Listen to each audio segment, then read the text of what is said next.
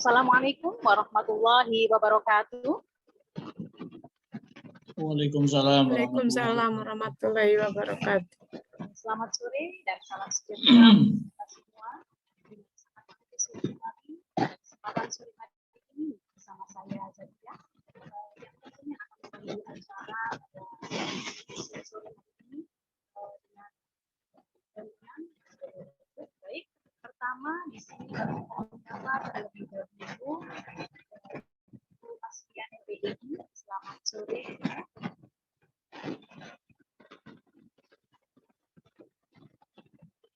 Kemudian juga Bapak selamat sore. SPD MSI. Selamat sore Bapak. Selamat sore Bu. Oke, selanjutnya ada Bapak Saiful SH. Selamat sore Bapak. Selamat sore Bu. Dan tidak lupa sehat. teman-teman, apa kabar? Sehat, alhamdulillah. Oke, Suaranya kurang kencang Bu ya. Ya. Suaranya kurang kencang, kurang ini.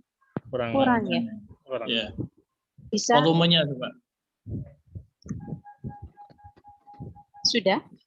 Iya. Ya. Oke. Baik, kami ucapkan selamat bergabung kepada seluruh peserta pada sore hari ini. Kita akan melaksanakan webinar acara ngobrol santai pendidikan yang diselenggarakan oleh Majapahit TV dan Opini Strategi Indonesia dengan tema dampak negatif dan dampak positif teknologi 4.0 untuk pendidikan. Baik, sebelum acara dimulai, marilah terlebih dahulu kita menyanyikan lagu Indonesia Raya. Kepada hadirin dimohon untuk berdiri.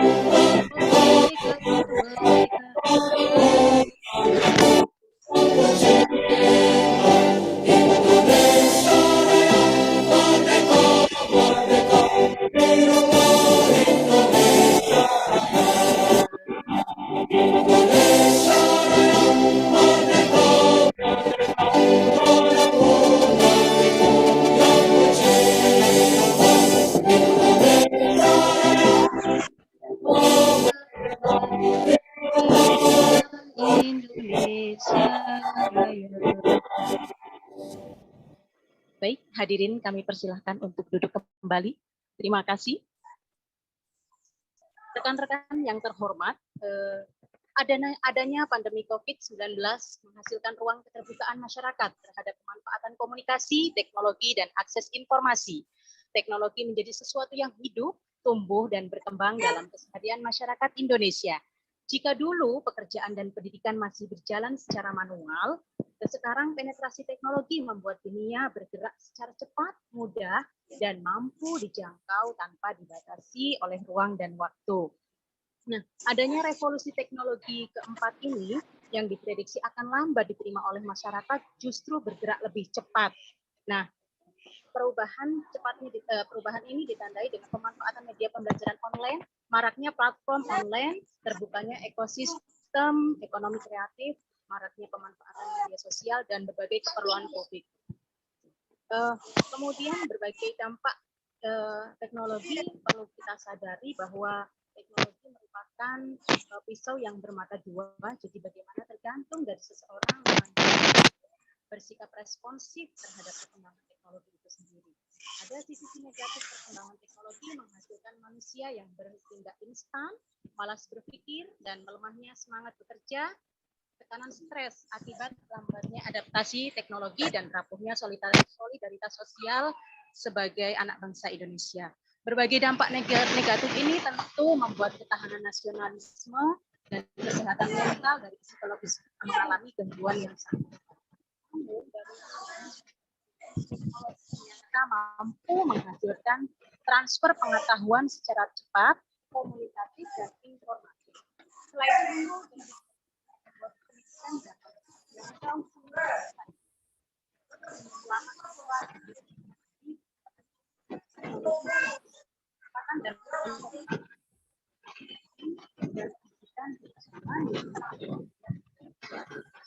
dalam Majapahit itu hadir sebagai salah satu instrumen media massa mendorong adanya kegiatan benar sebagai sumbangsi positif secara pemikiran dan gagasan dalam membantu memberikan edukasi melihat sejauh mana dampak teknologi tersebut. Kita langsung saja dengarkan bersama pemaparan materi yang akan disampaikan oleh narasumber kita. Yang pertama adalah Mas Nia MPDI. Beliau merupakan dosen di Universitas Islam 45 Bekasi, akademisi dan seorang YouTuber. Kami persilahkan kepada Ibu dengan durasi waktu 15 menit.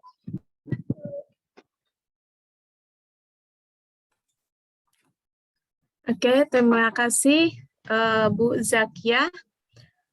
Sebelumnya saya izin share materinya dulu ya. Iya Bu, ya. Ya.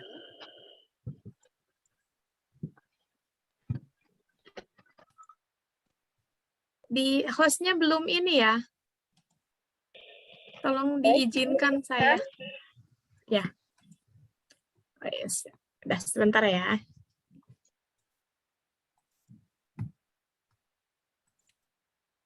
Oke.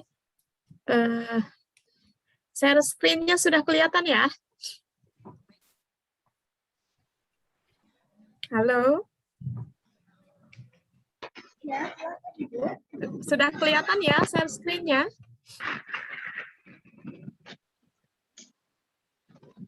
Oh iya, sudah. Sudah, oke, baik. Bismillahirrahmanirrahim. Assalamualaikum warahmatullahi wabarakatuh. Waalaikumsalam warahmatullahi wabarakatuh. Di sini sebetulnya saya itu dosen di MNC College sih. Sebetulnya data saya di situ, tapi ya berbagi ilmu di mana saja begitu ya. Oke, Bismillahirrahmanirrahim. Pada kesempatan ini, alhamdulillah kita bisa bertatap muka, tatap maya ya, tepatnya di seminar tentang teknologi 4.0 ya. Nah, di sini kita ngobrol santai saja ya.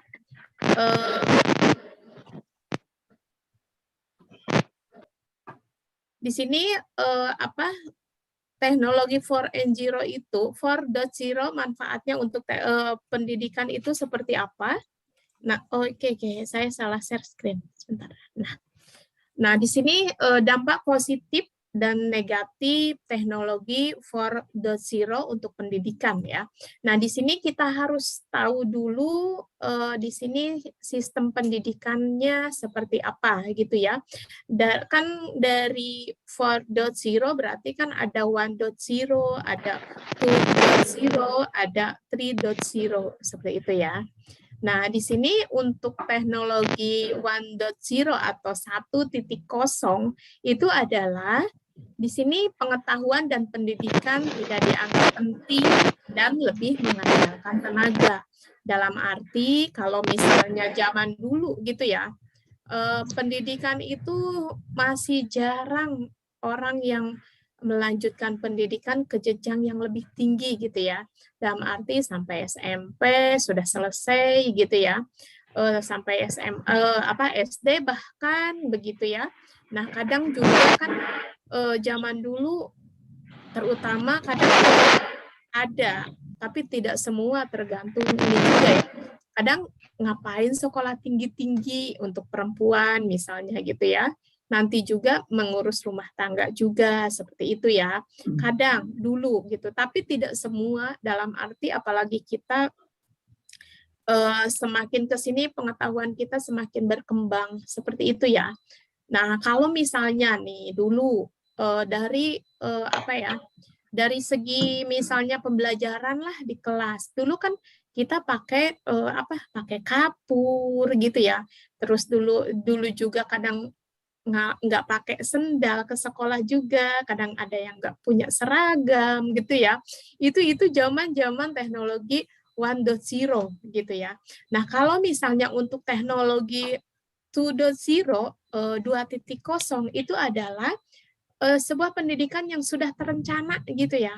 Sudah terencana dalam arti ada rencana belajarnya gitu ya. Kemudian ada ujiannya, ada guru khusus, kemudian ada penilaian gitu ya.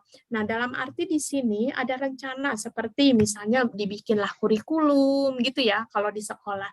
Kalau misalnya di pesantren, intinya ada kurikulumnya juga gitu ya. Walaupun misalnya kalau zaman dulu di pesantren kurikulumnya kadang tidak tertulis gitu ya. Seperti pesantren yang konvensional seperti itu. Nah, kemudian mengadakan ujian tiap tahap ya. Jadi kalau misalnya di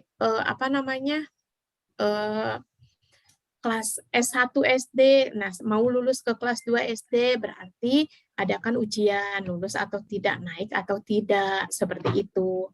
Nah, kemudian kalau misalnya di pesantren juga sama seperti itu ya. Kalau misalnya ada tes, misalnya talaran atau apa gitu ya. Nantinya ada tes, bisa seperti itu juga ya. Nah, namun di sini untuk teknologi 2.0 di sini jalur belajarnya atau ini belum dalam sistem. Dalam arti di sini sistemnya masih intinya ada RP, ada rencana gitu ya, ada guru khusus, ya udah berjalan evaluasi ya sudah gitu ya. Nah, di sini guru khusus seperti apa? Seperti misalnya kalau zaman dulu kan keluar SMA sudah bisa ngajar, begitu ya. Keluar SMA sudah bisa ngajar.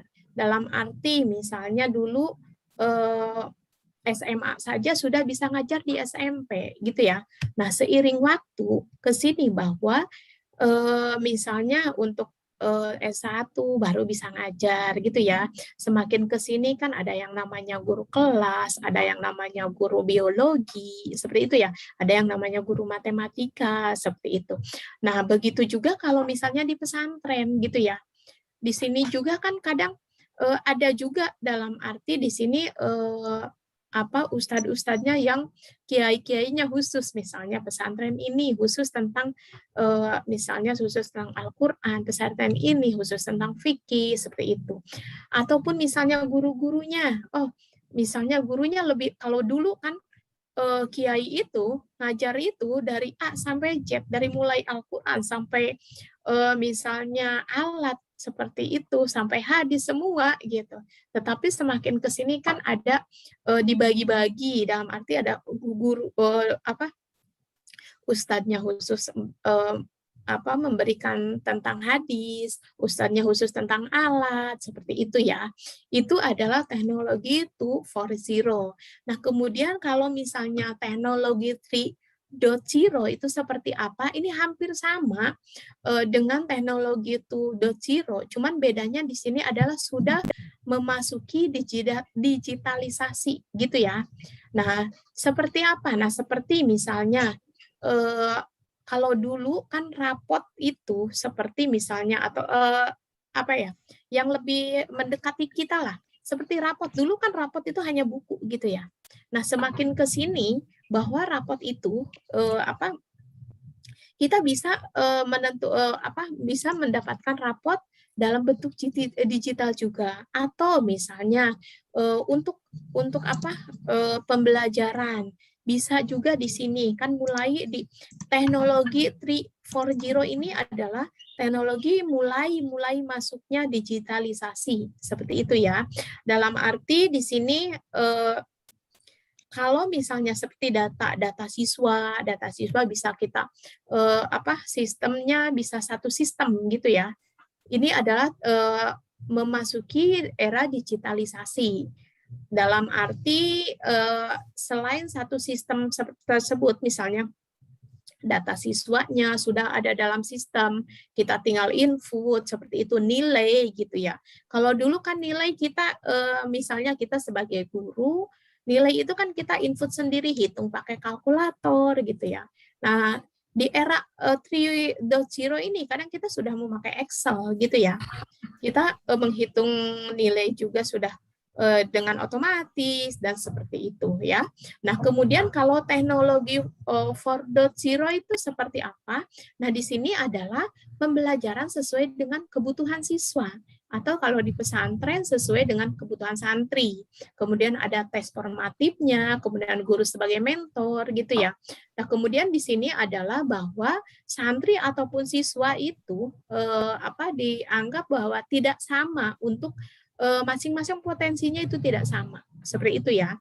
Dalam arti di sini pembelajaran sesuai kebutuhan siswa. Siswa tersebut misalnya bagusnya bidangnya misalnya di biologi, maka si guru tersebut harus mementor siswa tersebut sampai dia di ininya biologinya berhasil gitu, sampai dia bikin apa seperti itu ya.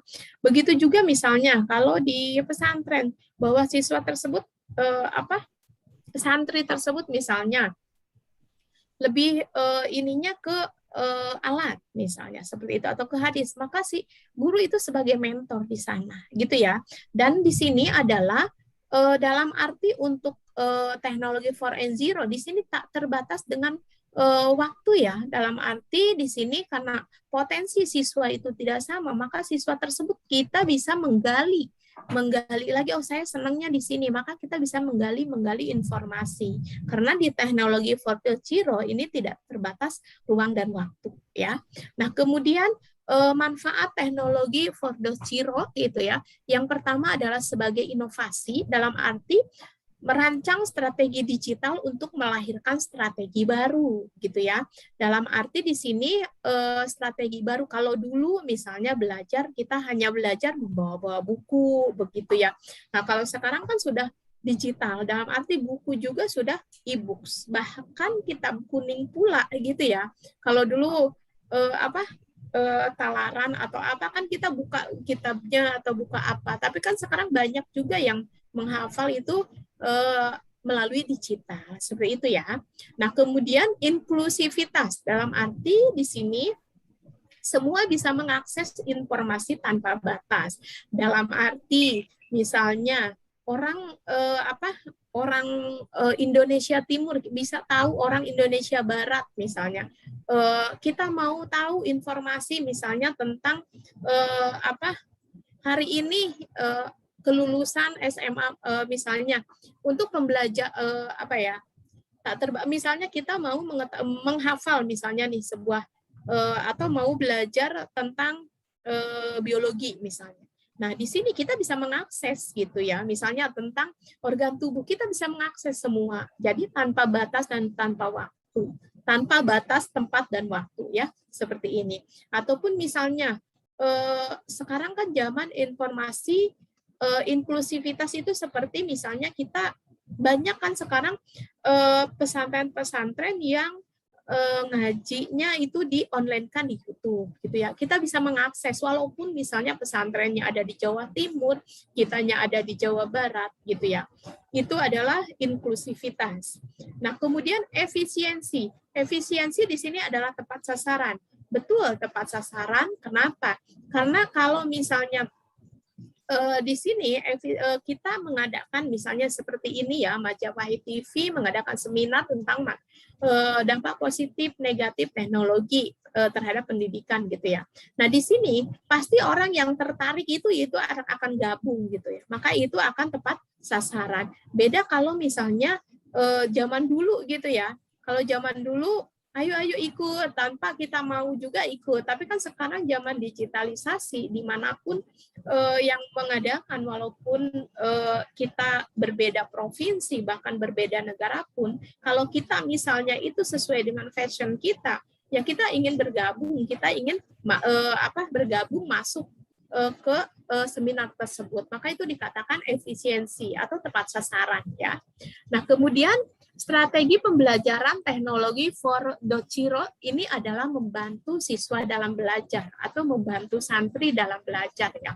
Nah, di sini terdapat 4 pilar pendidikan menurut UNESCO, yaitu yang pertama learning to do, dalam arti di sini kita dalam belajar itu bukan hanya tahu saja gitu ya, tapi harus memahami, begitu ya. Dalam arti nah, kemudian kalau misalnya kalau zaman dulu kan kita suka disuruh ditalan nih perkalian. Nah, jadi kita bukan hanya mengetahui saja, tapi harus memahami gitu ya. Memahami konsepnya seperti apa, seperti itu. Atau misalnya kita dulu disuruh menghafal nih surat-surat pendek.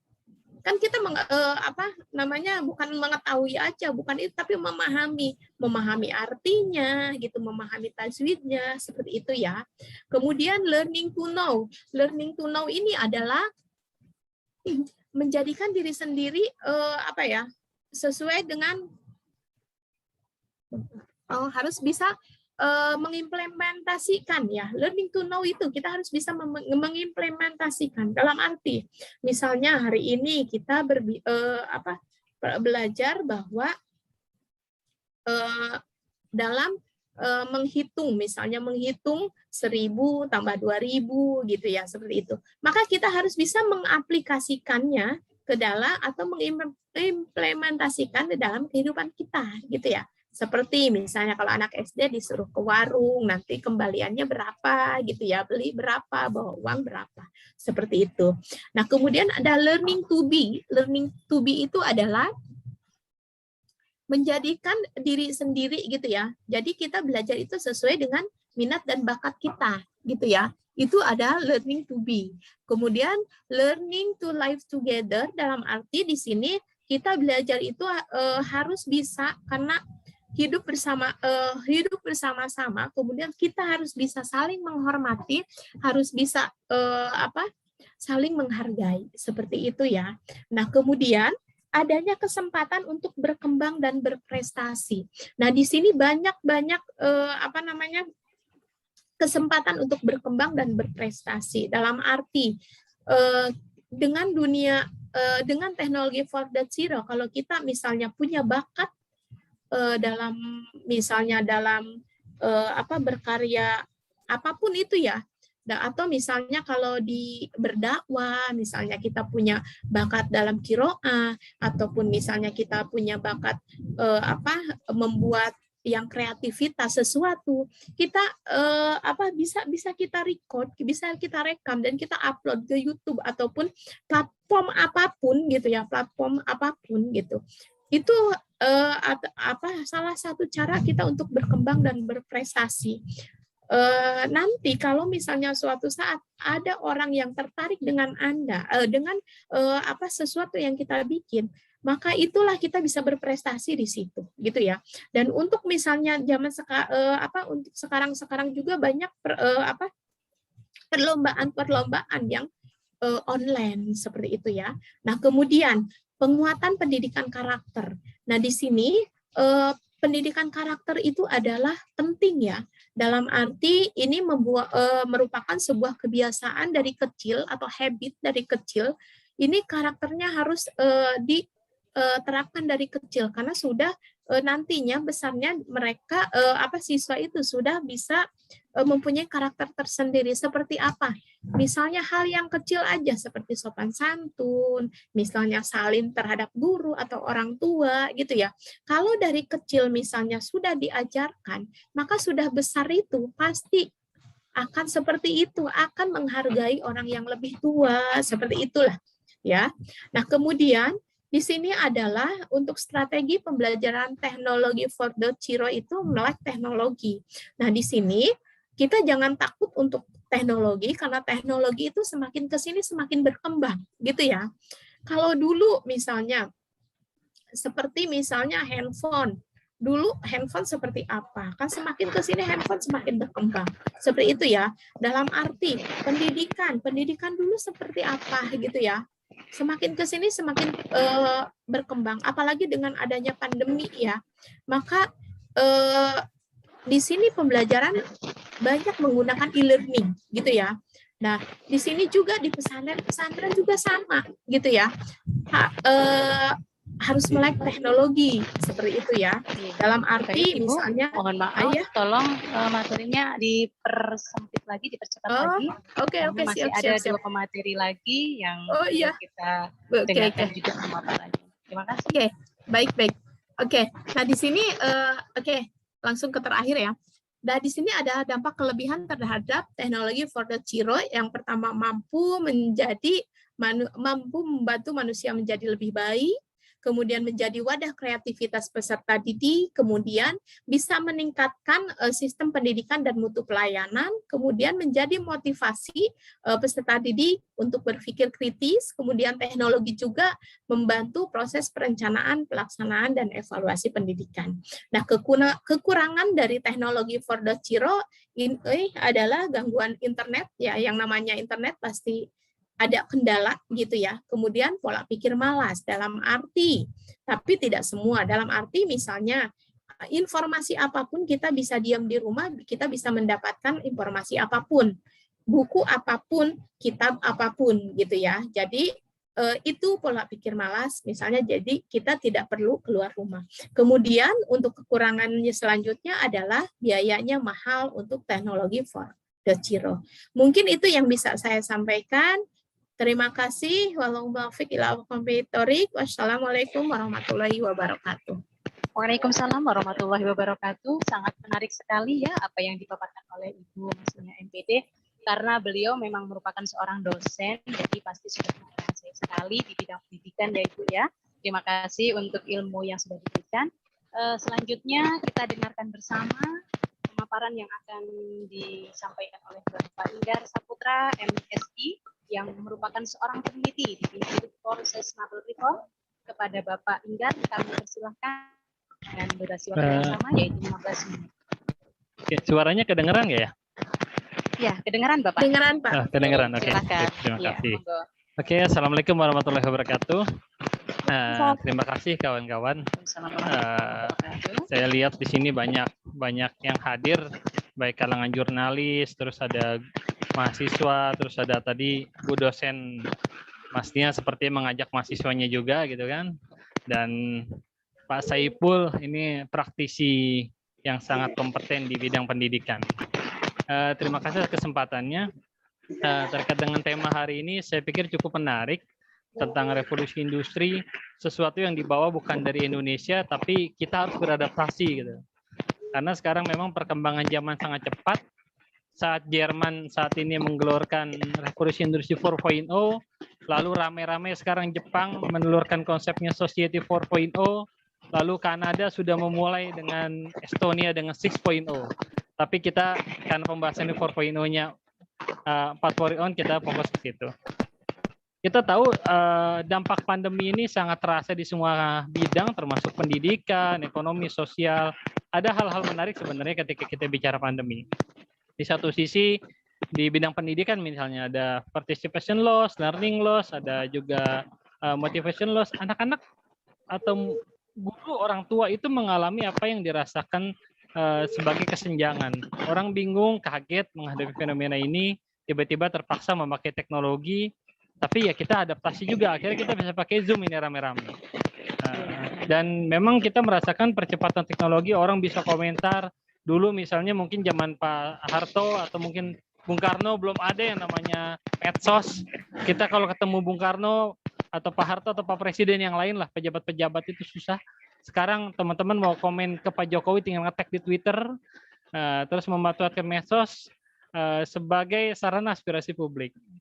Di satu sisi juga banyak keterbukaan atas adanya teknologi ya, karena memang ini fenomena yang dari barat gitu. Jadi kita harus memaklumi bahwa sumber daripada 4.0 ini adalah ideologi liberalisme yang menjelma menjadi kapitalisme di ekonomi dan demokrasi di bidang politik. Dan ini merupakan bagian dari yang harus kita ikuti, kita rasakan sebagai sebuah bangsa yang bergaul, kalau pinjam katanya Bung Karno, adalah bangsa yang ikut nuansa internasional. Pikiran-pikiran global itu harus kita kuasai. Tapi kita jangan lupa, khusus di bidang pendidikan, banyak hal-hal yang mengejutkan juga terkait dengan revolusi industri 4.0. Ya, kita rasakan kemarin ada pinjol, ini bagian dari pendidikan juga, pendidikan ekonomi ke publik. Pinjol-pinjol ilegal tiba-tiba bermunculan. Terus kita juga merasakan sekarang banyak orang tua yang gagap gitu. Mereka kan gak bisa teknologi. Nah ya, apalagi teman-teman yang di daerah, khususnya Indonesia Timur, ini infrastrukturnya belum cukup. Ini adalah gejala-gejala yang kita rasakan. Ditambah sekarang begitu mudahnya orang karena teknologi kebablasan. Misalnya ada hal-hal yang seorang anak misalnya dimarahi orang tuanya karena nggak belajar. Kemudian anak itu dikerasin dalam tanda kutip, dipukul dengan sewajarnya. Tapi ada yang melihat, terus habis itu diviralkan, orang-orang tua itu dibully di mana-mana tanpa kita ngecek sebenarnya ada masalah apa gitu. Beberapa waktu lalu orang rame-rame menghujat sebuah keluarga, ada 3 orang anak menitipkan orang tuanya di panti jompo. Tiba-tiba kita dengan netizen dengan nyinyirnya, dengan menyerang orang tersebut tanpa kita tahu, bisa jadi memang itu permintaan orang tuanya. Ini kan bagian dari pendidikan publik yang sekarang kita rasakan kurang.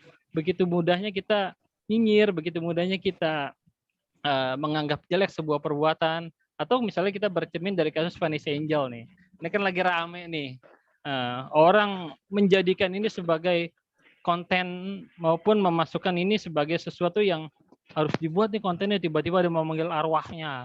Nah ini kan ini penyakit bangsa kita memang, tapi ini mentalitas bangsa kita yang harus kita waspadi juga dengan teknologi. Lalu di sekolah juga, kalau saya masih kelihatan, tapi coba lihat anak-anak itu banyak sekali beredar ketika lagi gurunya menerangin, tiba-tiba, nah saat di-mute yang di stop videonya, gurunya capek-capek nerangin, anaknya malah tidur, anaknya malah makan, nggak dengerin. Ketika gurunya tanya, coba itu yang namanya si A, gitu kan. Mana nih si A? Ini hilang nih. Hal-hal seperti itu di dunia pendidikan sekarang menjadi sesuatu yang kita harus waspadai juga, terutama untuk wilayah tertentu ini infrastruktur. Kayak sekarang Kominfo bikin program literasi digital, itu bagus sekali sebenarnya. Karena penyebaran teknologi, apalagi medsos maupun ya jaringan-jaringan internet itu kan menghubungkan kita dengan sesuatu yang baru. Tapi kadang-kadang kita nggak siap dengan kondisi-kondisi begini. Tapi juga kita memang harus mengikuti apa yang terjadi sekarang, terutama di bidang pendidikan. Kita agak terlambat. Pikiran-pikiran kita agak terlambat. Kampus-kampus di Indonesia itu akhirnya ya habis juga. Misal Bu Masya mungkin lebih paham. 30% dari 2.000 kampus di Jakarta tutup gara-gara pandemi. Karena mereka nggak siap otomatis. Ketika universitas terbuka sudah menggelar sistem Zoom, lalu ini ada mahasiswa juga ITHB ini. ITHB ini kampus dari berdiri sudah pakai Zoom. Mercubuana, terus BINUS dan lain-lain. Nah, banyak kampus-kampus negeri masih tatap muka. Akhirnya dilanda pandemi, habis juga di dunia pendidikan di Indonesia. Jadi itu beberapa persoalan-persoalan akibat baik dan buruk teknologi yang harus kita waspadai. Tapi mungkin nanti kita diskusi aja lebih enak lah. Teman-teman lebih ngalamin di lapangan untuk bisa melihat bagaimana. Silakan saya kembali ke Bu Zaki ya. Oke, baik. Selanjutnya sebelum kita ke materi berikutnya, luar biasa juga singkat jelas padat yang disampaikan oleh Bapak Indra Sakur KMSD. Selanjutnya kita akan mendengarkan pemateri yang ketiga. Ini pasti juga tidak kalah seru dari 2 pemateri sebelumnya ya, setelahnya ya. Yaitu Bapak Saiful SH sebagai Direktur Lintas Investigasi di Komite Investigasi Pengamat Kebijakan Publik. Kepada Bapak Saiful SH kami persilahkan dengan durasi waktu yang sama yaitu 15 menit. Silakan Bapak. Ya baik. Assalamualaikum warahmatullahi wabarakatuh. Waalaikumsalam warahmatullahi wabarakatuh. Terima kasih Bu Zakia. Bu Masnia, salam kenal. Ya. Salam kenal juga, Pak. Yang saya hormati teman-teman peserta diskusi pada kesempatan sore hari ini. Tadi sudah disampaikan panjang lebar oleh beliau, Ibu Masnia dan Pak Inggar. Luar biasa sekali penyampaiannya secara detail.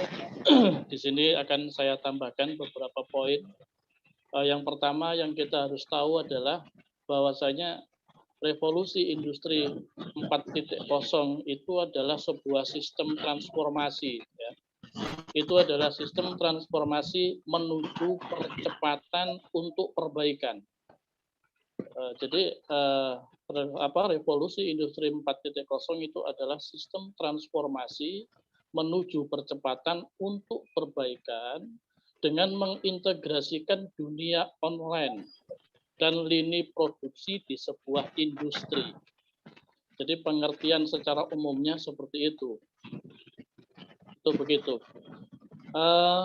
Revolusi industri 4.0 itu dalam dunia IT biasanya disebut dengan cyber physical system. Kenapa? Karena merupakan kolaborasi antara cyber dengan teknologi otomatisasi. Dan di dalam revolusi industri 4.0 itu lebih memprioritaskan yang dinamakan Internet of Things. Jadi transformasi data itu lebih cepat dan lebih akurat dan lebih mengenai daripada sasaran yang dituju. Adapun proses daripada perkembangan sejarah industri dan teknologi itu sendiri, yang pertama itu kita mengenal istilah 4.0 kan baru 2011. Terus sebelum itu sudah muncul pada tahun 1784 itu sudah dikenal dengan teknologi industri 1.0, yang mana industri andalannya adalah uap, penemuan daripada mesin uap. Terus menginjak kepada industri 2.0 itu terjadi pada tahun 1870, dikenal dengan teknologi listrik, ya, penemuan daripada energi listrik. Terus yang selanjutnya itu ada lagi industri 3.0 itu pada tahun 1969. Itu dengan teknologi sistem komputerisasi dan elektronik. Jadi pada tahun 1969 itu kita sudah mengenal dunia komputer, ya, elektronik dan sejenisnya. Lalu pada tahun 2011 kita dikenalkan dengan industri 4.0 yang mana di situ teknologinya adalah sistem Internet of Things. Seperti itu. Lalu apa manfaat dan mudaratnya buat pendidikan? Dan seperti itu ya. Tadi sudah dijelaskan panjang lebar manfaatnya apa oleh beliau, oleh Bu Masnia dan Pak Inggar. Terus mudaratnya apa? Manfaatnya sudah jelas sekali bahwasanya dampak positifnya itu mempermudah mendapatkan informasi. Itu yang pertama. Jadi lebih mudah mendapatkan informasi, lebih mudah melakukan transformasi, baik itu data maupun pengetahuan maupun ilmu, dan lebih mudah juga kita memberikan informasi dan mentransformasi. Jadi kita mendapatkan informasi juga lebih mudah, dan kita mentransformasi juga lebih mudah. Terus manfaat yang kedua, memiliki kemampuan berpikir kritis dan luas. Kenapa? Karena di dalam teknologi 4.0 itu dituntut untuk terbuka. Jadi seluruh siswa dan guru itu sama-sama paham. Kenapa? Karena mereka punya dunia baru, yaitu internet. Seperti itu. Dan internet itu menjadi penemuan baru yang membuat nyaman kepada siapapun. Karena di dalam internet semuanya itu disediakan. Itu manfaat yang kedua. Terus manfaat yang ketiga, memiliki kemampuan dan keterampilan berkomunikasi dan percaya diri dan inovatif. Jadi dampak positifnya itu jelas ya. Terus dampak negatifnya apa? Dampak negatifnya itu bagi daerah-daerah yang terpencil, tertinggal, yang mana di situ belum ada sinyal internet, mereka akan melakukan urbanisasi berpindah kepada kota-kota besar. Itu seperti itu. Ini harus dilibatkan kebijakan daripada negara. Kenapa? Karena fasilitas daripada komunikasi itu adalah bagian daripada infrastruktur atau infrastruktur untuk komunikasi, dan infrastruktur ini menjadi tanggung jawab daripada pemerintah. Berdasarkan big data, berdasarkan penelitian daripada Speed Test Global Index, ya, per periode September 2021, kecepatan internet global di Indonesia untuk download. Jadi kalau panjenengan itu download sebuah data dari HP melalui internet, itu Indonesia itu kecepatannya 113,25 megabit, ya. Itu seperti itu. Dan ini peringkatnya nomor berapa? Peringkatnya nomor 10 di dunia. Jadi secara internasional Indonesia masih sangat jauh untuk ketinggalan daripada sarana infrastruktur teknologi revolusi industri 4.0. Akan tapi Menkominfo hari ini telah meresmikan berjalannya daripada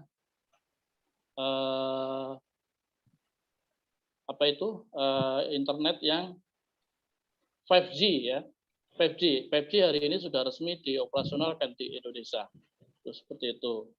Terus dampak negatif yang nomor 2 itu dengan adanya revolusi industri 4.0 ini, individu-individu itu memiliki karakter sedikit pemalas, ya, dan ketergantungan. Kenapa? Karena kalau kita mau tahu tentang, jadi dikatakan oleh Pak Igar, kita pengen tahu tentang Presiden Jokowi, kita tinggal ketik di Google aja udah kelihatan, kan gitu ya. Itu seperti itu. Apa aktivitas Presiden hari ini, kan seperti itu. Terus yang kenapa kok malas? Karena di media informasi, gitu, media informasi bagi dunia pendidikan itu berfungsi sangat atraktif, sangat komplit. Sampai di Google itu mau nyari apa aja ada. Umpamanya contoh ilmu matematika ada, ilmu sejarah ada, ilmu apapun itu di Google itu pasti sudah disediakan. Terus seperti itu. Terus lantas apa? Kesiapan apa yang harus disiapkan supaya revolusi industri 4.0 ini berjalan dengan baik dan produktif? Tentunya ada beberapa langkah. Yang pertama adalah kita menerapkan pembelajaran literasi data. Baik guru dan muridnya itu harus mengenal literasi data. Jangan cuma muridnya saja yang disuruh mengenal literasi data, tapi gurunya ora. Ini kan nggak boleh begitu. Itu seperti itu. Kenapa? Karena literasi data itu ya keterampilan membaca data, menganalisa, dan menggunakan informasi di dunia digital. Jadi pengertian literasi data itu bukan cuma membaca tok, tapi harus bisa menganalisa. Itu seperti itu, menganalisa data dan informasi di dunia digital. Dan ini berlaku buat guru dan muridnya, bukan cuma muridnya saja. Itu seperti itu. Jadi yang pertama adalah literasi data yang harus disiapkan dan diprioritaskan. Terus yang kedua, literasi teknologi. Ini harus disiapkan dengan matang. Itu pun sama, baik guru dan murid, baik pendidik dan peserta didiknya itu juga sama. Itu harus menerapkan literasi teknologi yang mana itu harus memahami cara kerja mesin dan aplikasinya. Kadang kita ini kan katrok, ya. Ini bagaimana caranya zoom, ini bagaimana caranya nge-share apa, kan gitu ya. Itu seperti itu. Ini harus diterapkan sedini mungkin untuk menyongsong daripada revolusi industri 4.0 di dunia pendidikan. Terus yang terakhir yang perlu disiapkan adalah literasi manusianya itu sendiri. Itu begitu. Kenapa? Karena ini berkaitan dengan SDM. Ya, ini sangat berat sekali buat para guru pendidik. Ya. Kenapa? Karena guru ini harus bisa menciptakan SDM kepada peserta didiknya supaya lebih cerdas, lebih pintar daripada teknologi itu sendiri. Itu seperti itu. Teknologinya ini sudah pintar, lalu bagaimana supaya peserta didik ini lebih cerdas dan lebih pintar daripada teknologi yang kita pakai. Makanya di situ dibutuhkan yang namanya literasi manusia. Jadi meningkatkan sumber daya manusia yang baik, yang profesional, dan bisa beradaptasi dengan teknologi yang ada. Sehingga kalau 3 literasi itu diterapkan, maka sesuai dengan harapan Bapak Presiden, Bapak Jokowi, maka akan terwujud sistem pendidikan dan belajar yang merdeka, kampus merdeka, sistem pendidikan yang merdeka. Jadi arahnya ke sana. Jadi literasi itu nggak cuma literasi data, nggak cuma literasi teknologi, akan tapi literasi manusia juga penting. Itu seperti itu. Kenapa? Karena antara teknologi dengan manusia, ini harus pintar manusianya. Begitu. Dan ini bagaimana menjadikan anak didik yang berkualitas, yang mana kualitasnya melebihi daripada teknologi 4.0 yang kita pakai. Itu seperti itu. Nah, kita sangat ya dikatakan ketinggalan ya belum, ya toh. Akan tapi dunia-dunia negara lain itu sudah mulai merancang teknologi 5.0. Saya kira itu penyampaian saya, Bu Zakia. Terima kasih. Baik. Ini sebagai timbal balik, maka kami akan membuka sesi tanya jawab ya dengan 3 orang penanya. Silakan. Iya, perlu kami informasikan Bapak tadi ada yang chat pertanyaan dari Bapak Ruli, itu bisa kita masukkan ya. Monggo, silakan. Nanti kita tampung satu yang pertama yaitu Bapak Rudi Wahyudi, seorang guru di Pondok Pesantren Riyadul Falah Lombok Timur.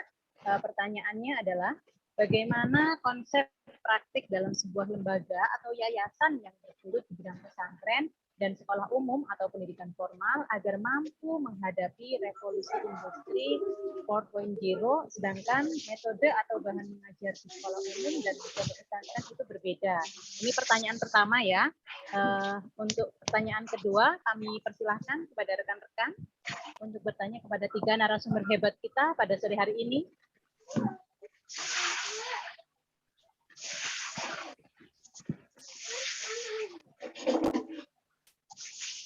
Silahkan, monggo. Bu, izin bertanya boleh Bu? Iya, silakan Bapak. Ya, terima kasih Bu. Bapak Agus Ya. Wijarto. Ya, Bu, selamat sore semuanya. Pak Saiful, terima kasih. Bu Mas Nia, terima kasih. Salam kenal Bu Mas Lina. Terus Pak Inggar, teman saya sekaligus senior saya ini Bu. Iya, pertanyaan saya ini Bu, terkait dengan revolusi 4.0 ini kan masih digaungkan gitu kan. Nah, kalau tadi penjelasan dari Mas Inggar dan Pak Saiful sama Bu Mas Nia itu sangat luar biasa terkait dengan perkembangan teknologinya, Bu. Pertanyaan saya itu bagaimana cara meningkatkan SDM-nya ini, Bu. Tadi Mas Inggar sempat menyinggung tentang bagaimana perkembangan Society 4.0. Jadi yang kemarin saya juga pernah ikut beberapa webinar itu juga sudah ada menggaungkan bagaimana ini Bu, Society 5.0 gitu. Jadi sudah ke angka 5 gitu, dan ini kan tentang manusianya ya, tentang sosialnya gitu kan. Tadi Mas Inggar juga bicara tentang bagaimana bahayanya sosial media. Nah, ini gimana nih Bu, tentang pengembangan manusianya ini yang sekarang menurut saya sih sudah offset ya Bu ya. Offset itu mestinya asal komen saja, tapi asal bikin konten saja, tapi mereka itu tidak tahu Indonesia ini kan bahayanya gini Bu.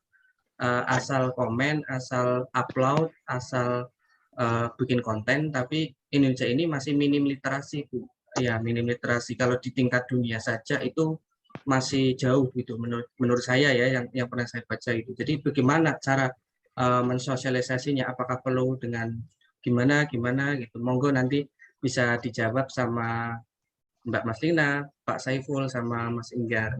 Mungkin itu dari saya Bu. Oh ya Bu, saya dari Golin Bu, ya bisnis di bidang pendidikan juga, nanti mungkin bisa barangkali ada yang di sini berkolaborasi. Terima kasih Bu, selamat sore. Baik, ya terima kasih kembali Bapak. Berikutnya satu penanya lagi, kami persilahkan kepada para peserta.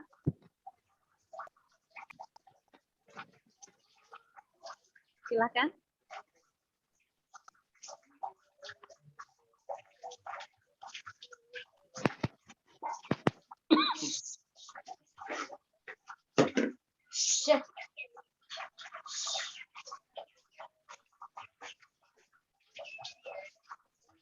bagaimana ini Bapak narasumber, Bapak Ibu narasumber?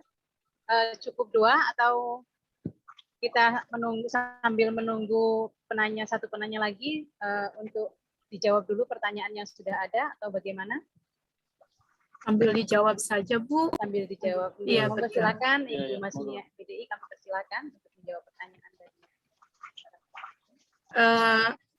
Tadi menanggapi pertanyaan dari Pak Rudi sama Pak Agus, saya kira itu berhubungan ya. Di sini kan Pak Rudi itu berbicara bagaimana konsep praktek di pesantren sama pendidikan formal. Sementara kan di situ bahan mengajarnya, bahan ajarnya atau metodenya juga beda. Saya kira di sini menyambung sama pertanyaan Pak Agus, itu SDM-nya yang harus kita dibekalinya gitu ya. SDM-nya harus bisa dulu untuk menghadapi revolusi industri 4.0. Nah, di sini SDM-nya seperti apa? Nah, kalau misalnya di pesantren seperti kiai kan rata-rata sudah sepuh ya, yang mungkin tidak bisa bukan dipaksa ya. Tapi intinya adalah santri-santrinya gitu loh. Yang senior-seniornya di situ adalah bagaimana caranya, misalnya kan kalau kiai lagi itu kita rekam seperti itu gitu ya. Itu kan jadi rekaman itu kan nanti santrinya akan bisa kita mengulas kembali ya. Pengalaman juga kadang oh iya gitu kan, lagi ngaji, lagi di pesantren, pas udah beres ngaji lupa lagi seperti itu. Ataupun misalnya di pesantren seperti kitab kuning.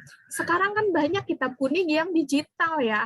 Yang digital. Dalam arti kiainya menerangkan misalnya ustadznya itu di sampingnya atau apa itu digital. Jadi bisa via infoku seperti itu ya. Kalau ada misalnya dibaca tentang bismillah artinya apa kan gitu ya, digaris seperti itu.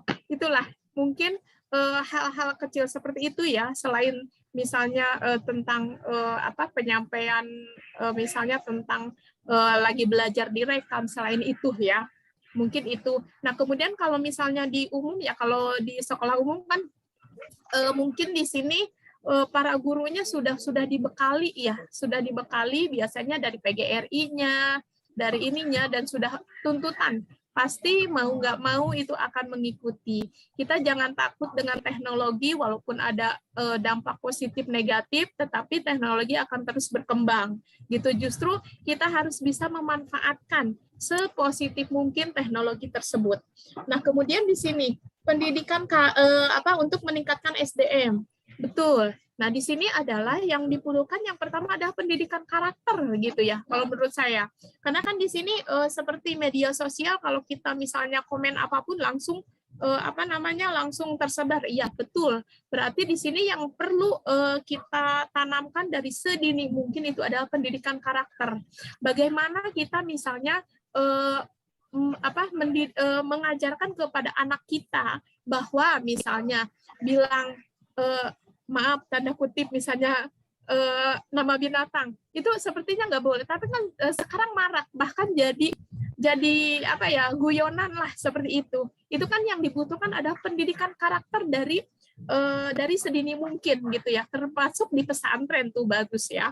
Nah kemudian di situ kita juga harus mengedukasi sedini mungkin anak-anak kita itu tentang media sosial. Bahwa media sosial itu walaupun misalnya kita tidak bertemu dengan orang, tetapi media sosial itu bisa dijangkau sama seluruh dunia gitu. Makanya hati-hati dengan media sosial. Jadi perlu adanya edukasi tentang media sosial. Mungkin itu dari saya, mungkin nanti Pak Saiful sama Pak Inggar bisa menambahkan. Terima kasih.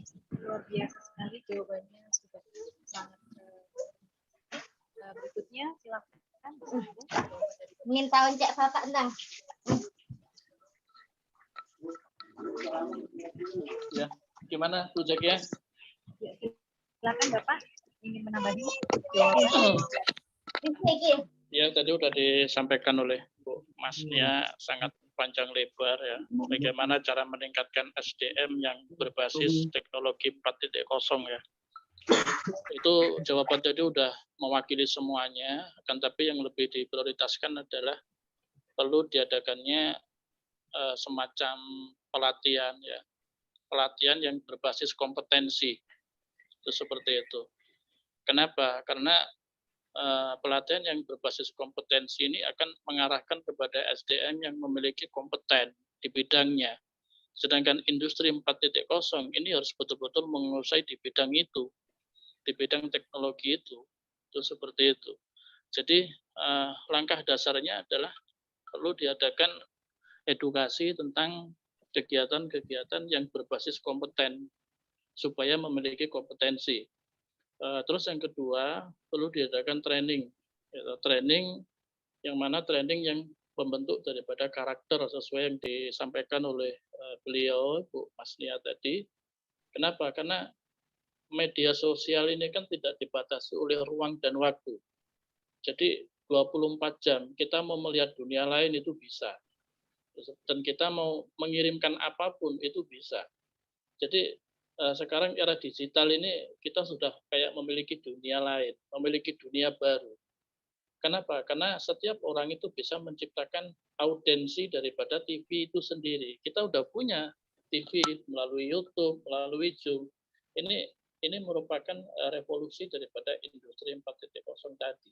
Nah, untuk menyikapi itu perlu diadakan pelatihan selain di bidang kompeten juga harus yang memiliki karakter ya, dan pengenalan tentang dampak-dampak daripada media sosial supaya kita bermedsos dengan baik dan beretika.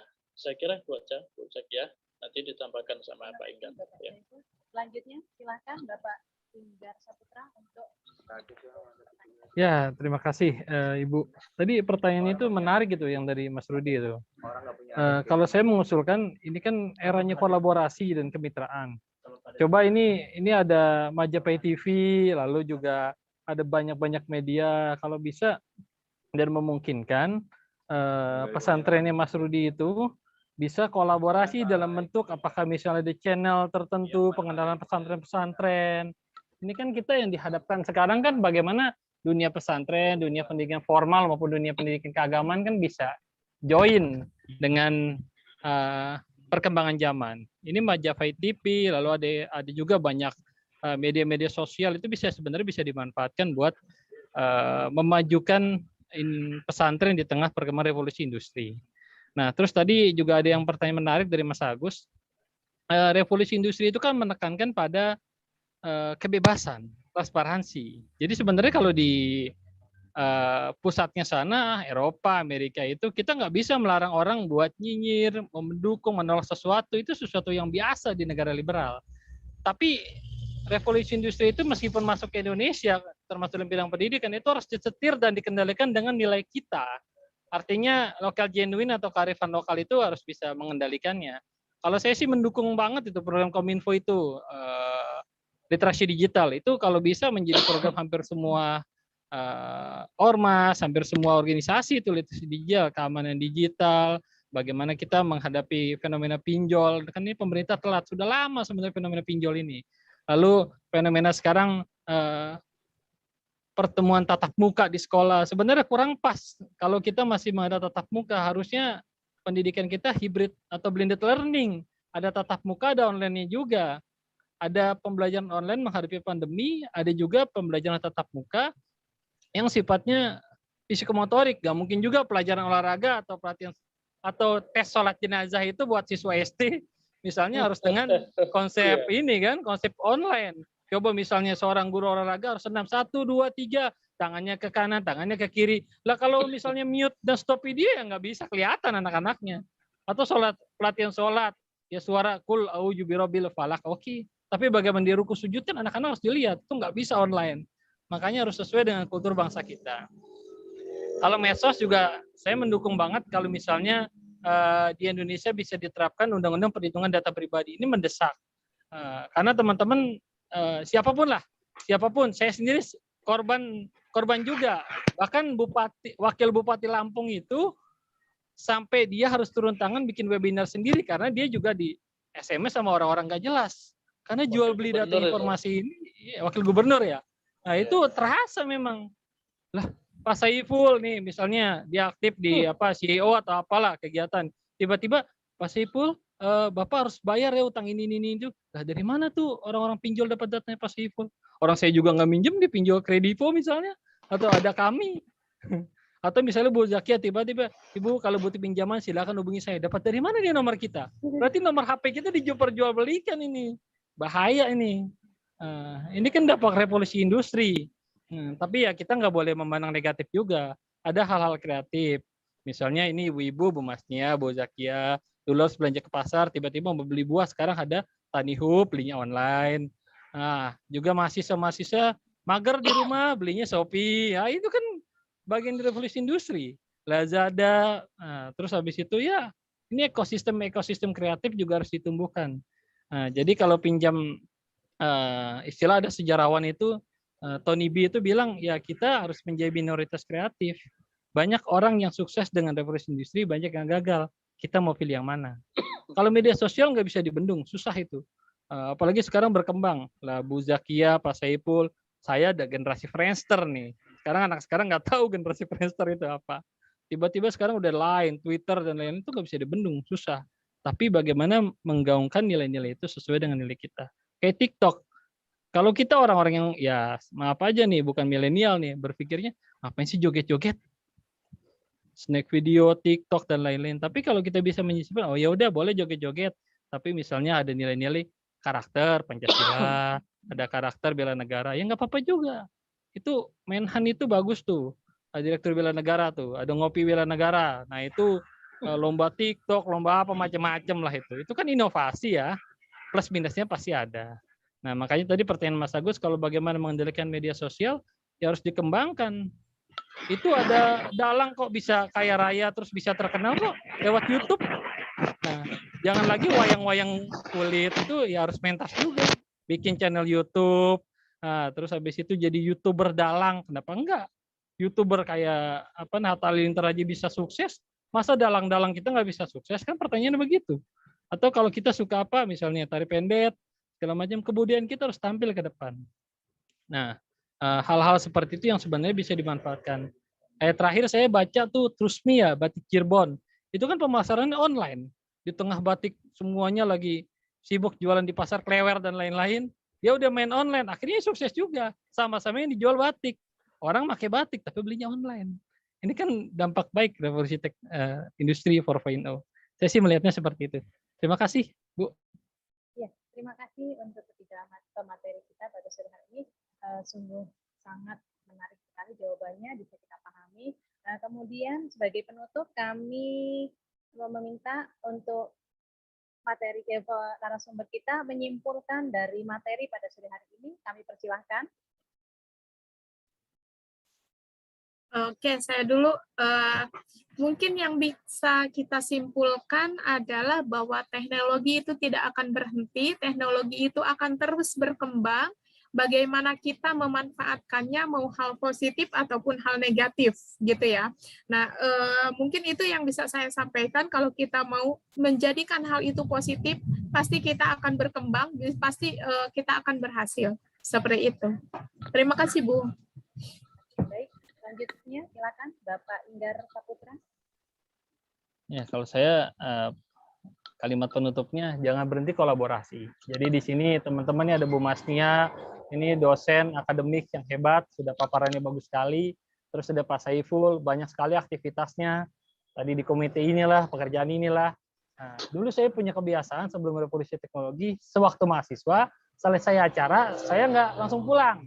Saya japri, Bu, minta nomor handphonenya. Siapa tahu saya silaturahim. Nanti kalau misalnya saya sudah sukses suatu hari nanti, saya akan tulis bahwa itu berkat jasa Bapak Ibu narasumber yang bisa memberikan ilmu ke saya. Karena Bu Masnia, terus habis itu Bu Zakia sebagai host, Pak Saiful, ini kan orang-orang yang sudah secara pengalaman ada. Mungkin ya Bapak Ibu sekalian sebagai narasumber bukan termasuk kelompok milenial yang gila dengan teknologi.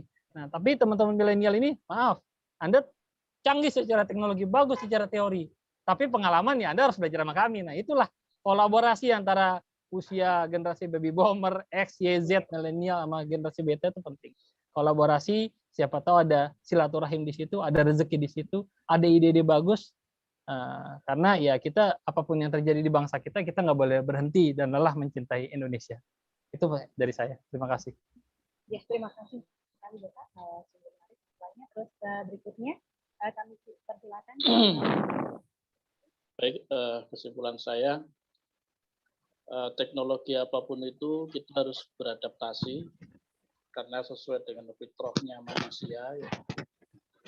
Kita itu memelihara zaman dan mengikuti perkembangan zaman, tapi tidak menjadi orang gila, gitu ya. Seperti itu. Artinya kita harus beradaptasi dan tetap berakhlak.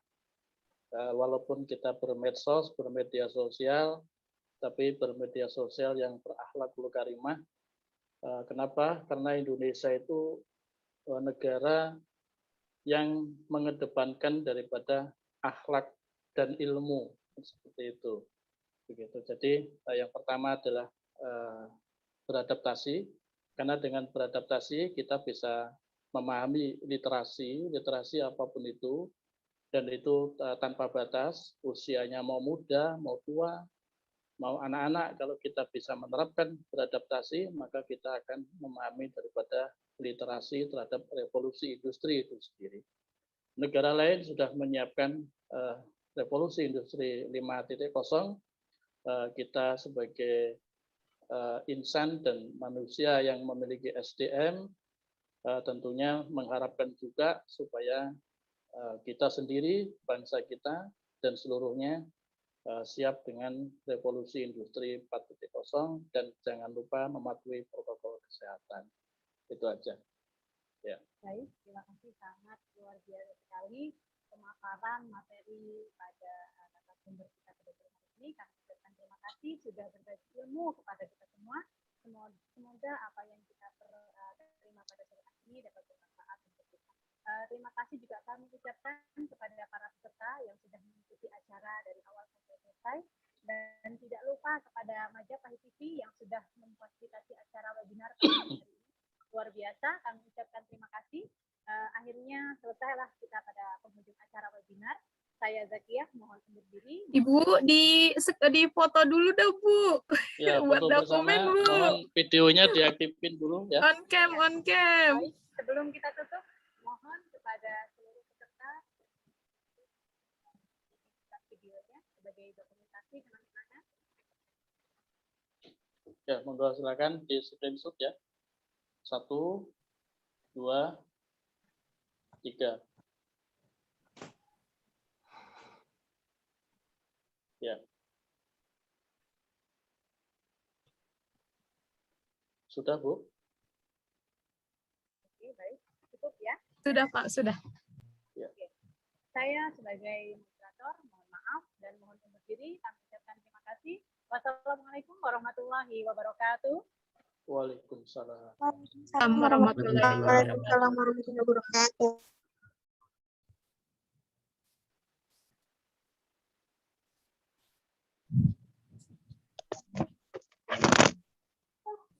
Oh iya, absensinya Bu, jangan lupa ya yang peserta.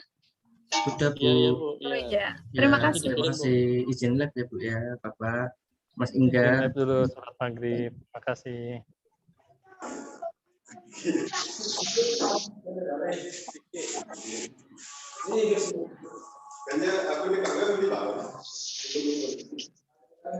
Terima kasih ya, Bu. Saya pamit ya, Pak. Terima kasih Oke, banyak. Assalamualaikum. Ya. Waalaikumsalam warahmatullahi wabarakatuh.